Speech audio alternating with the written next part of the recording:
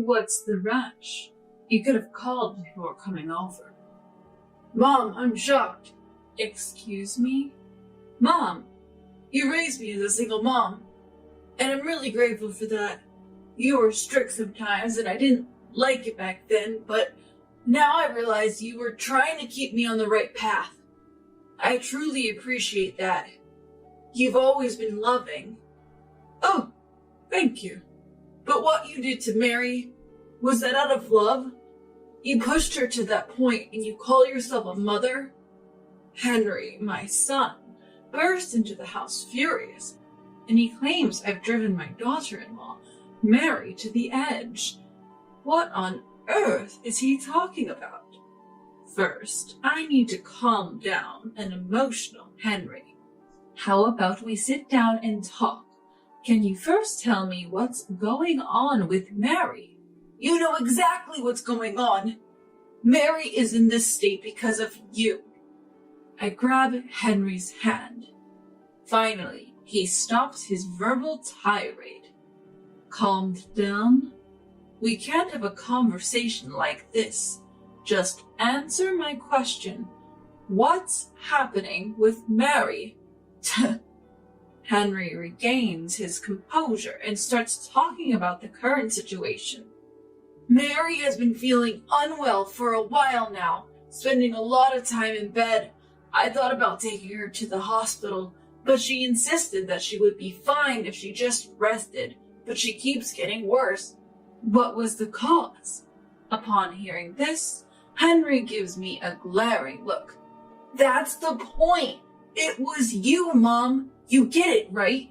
What do you mean? You've been harassing Mary with phone calls, haven't you? And now she's developed a mental illness because of it. What? I was shocked at what Henry had just told me. I never did anything like what Mary is claiming. In fact, I was kind to her for a specific reason. What is Mary saying now? She said she can't sleep at night and has started blaming herself all because of you, Mom. Is this how a mother behaves? All the gratitude we had feels like it's gone to waste. Henry looked at me, disappointment filling his eyes. I am certain that Mary is lying about the situation. A few months ago, Mary came to visit our home because she said she needed to talk. Usually, she visits with Henry, so I found it odd that she came alone. Her voice sounded down, so I had a hunch this wasn't going to be a pleasant conversation. When she arrived, her face looked more troubled than I'd ever seen it. Something is definitely wrong here. Thinking that, I invited her in to find out what was happening. I wanted to start with small talk to make it easier for her, but she didn't seem up to it. Figuring we couldn't beat around the bush forever, I decided to get to the point. So, what did you want to talk about? Mary, who had been looking down with a gloomy expression, finally spoke. The truth is, I'm short on money. What? It was totally unexpected. I had thought she was financially comfortable since Henry was sending her money. That's why I was surprised. Why are you running low on money? Did Henry get a pay cut or something? No. Then what's the reason? If you can share, please tell me.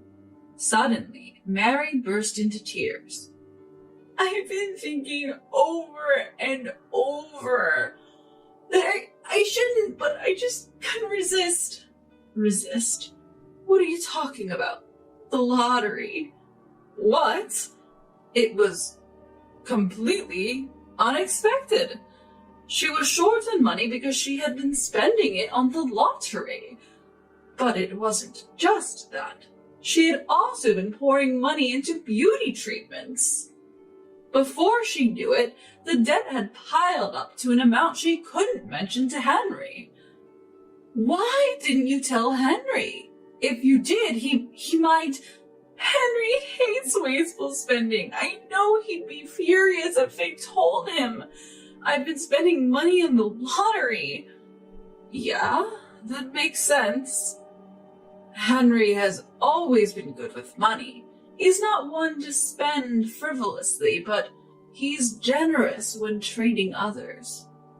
Knowing him, he would definitely be upset if he found out Mary had been spending money on the lottery. She's counting on me, and that's understandable. But what should I do? If Henry finds out I've been secretly lending Mary money, he'd hate it for sure. Maybe I should secretly tell Henry. No, if Henry blows up over this, it could drive a wedge between them. Worst case, they might go their separate ways. What should I do? Then Mary asks me again. Please, I'm begging you. I promise I'll pay you back. Can you just lend me enough to cover the monthly payments? Last time was okay because I was home, but we've been getting late payment notices. If Henry finds out, we might even divorce. Please, Emma. Mary was desperate. I couldn't just brush her off after she pleaded so much. Okay, fine. I'll send you just enough to cover the monthly payments, and don't borrow any more money, all right? Also, quit playing the lottery. If you can promise me that, I'll lend it to you. Thank you so much. I'll keep my promise to you, Emma. So I decided to lend Mary the money. The amount I sent her every month was $1,200. She had borrowed from various lenders, including individuals. It's a tight amount to cover each month, but I'd been getting allowances from Henry that I hadn't used yet, so I decided to lend her from that. In a way, it's like Henry's lending her the money, so I thought it was okay. But eventually, Henry will find out. Every time I saw Henry, I felt nervous, but he never found out. However, guilt started growing inside me. When her debt was about to reach $10,000, I told Mary I couldn't lend her any more. Mary was outraged. Why not? I can't make the payments like this. Then why don't you tell Henry? That's what I'm... Sorry, Mary. If Henry finds out later, he'll be furious. Let's tell him first, okay? Henry would never accept that. I'll talk to him too. Let's discuss it with Henry together. Henry isn't unreasonable. If we talk it out, lending her the money would feel right. I thought that, but Mary didn't agree. Fine then. I won't ask you for anything anymore. I'll just keep running from my debts. And with that, Mary left. I suspected she really didn't want Henry to find out, so I quietly resumed sending her money the following month. But I never received any messages or calls from her. I thought maybe she was busy, but still, no word from her. I found it odd and sent her a message that went unread. I couldn't help but wonder what was going on.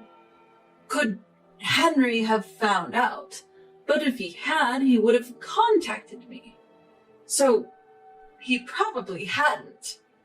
These thoughts were in my mind when Henry showed up today. Henry ignored what I was saying and told me, Mary looks devastated. It can't be undone, but I want the $80,000 you sent her back. We'll consider it settled with that. You really seem to care for Mary, but you have no idea. What do you mean? Check the online banking app then. I showed Henry the app and he was clearly shocked. This is where I save the money you've been sending. See, it says it was sent in your name, right? You're kidding me. See Mary's name here? I've been sending her $1,200 a month. She said she was playing the lottery, so it's a loan for that. When she first asked for money, I asked her if it was okay not to tell you. You know what she said? She said you'd probably find it a waste of time and might divorce her over it. She was playing the lottery? You didn't know, did you? That's why she borrowed money from me to handle it discreetly. But a month ago, she stopped communicating. I thought it was strange, but assumed she was busy. Then, you showed up today. That's all there is to the story. I can't believe it. You care for Mary, and that's wonderful. But maybe you should see things more clearly. If you're that oblivious, you're not really seeing Mary, are you? I'm sorry. Henry reflected on his actions and showed remorse. I can't help but think that things might have gone smoother had he not jumped to conclusions. Still, Mary is the one to blame here. For whatever reason, she was playing the lottery, creating debt and borrowing money from me behind Henry's back. I thought there might be an explanation, but there was none. In the end, the misunderstanding led to Henry being furious with me. But there's another thing nagging at me. Is the mental illness actually real? The only pressing issue that comes to mind is debt. As I ponder this, Henry decides to go home. You didn't tell me because you thought I'd get mad, right? Sure, I might have been angry if you told me then. But to borrow money and not even tell Mom, that's just wrong. I'm gonna talk with Mary about this and sort things out. Henry's face is livid as he says this. He's probably mad about borrowing money secretly and not being straightforward with the lender. But isn't she struggling with a mental health issue? Actually, something's not right. What? Mary went to the hospital alone. I offered to go with her, but she wanted to go by herself. All I know about her condition is that it's a mental illness. I even called the hospital to confirm, and it turns out she never went. Are you serious? I think Mary didn't want any questions, so she didn't tell me the name of the hospital, but now she might not have gone at all. This clears it up. She resents you, Mom, for not lending her money anymore and wants to drive a wedge between me and you, Mom. I'm going home for now. I'll come too. A third party could help in the discussion. So Henry and I head to where Mary lives. Just before we get to the house, Henry notices something. A delivery service is bringing packages to the house. The boxes have the name of an apparel brand on them. Mary usually buys clothes in person. Could she be shopping online too? But how could she afford... Oh. At the same moment, it dawns on me. She likely used the money I had been giving her. There's a lot to unpack, but first we need to get to the bottom of it.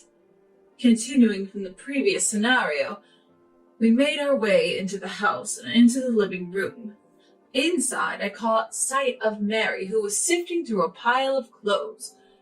Which one should I go for? It's a big date, so I have to look perfect. Henry overheard this and reached his boiling point. Wow, someone who's supposedly sick seems to be having a good time. What? Why are you here, Henry? Weren't you at work? I was with Mom. More importantly, where are you planning to go, Mary? Just some shopping. Getting all dressed up for it, huh?